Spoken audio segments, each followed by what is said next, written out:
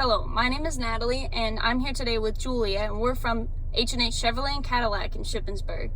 We're here today to show you how to pair your phone to your car. This is a 2019 Equinox. So the first step that you're going to do is on the home screen, you'll click on the phone button. After that, you'll then click on the connect phone. And from there, you're going to open your phone to settings. In settings, you'll click on Bluetooth.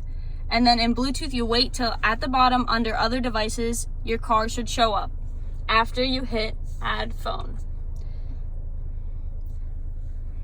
And there you can see that my Chevrolet link came up.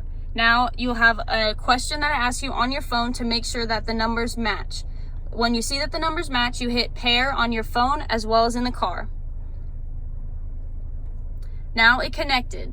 And it connected as Julia. And now it asks you if you would like to connect if you'd like to sync your contacts and favorites. So you want to hit allow, and this means that when somebody calls you, it'll tell you exactly who's calling and not just come up as the number. Also in this, so now you can see that there's a phone here connected, and you can click onto this to edit.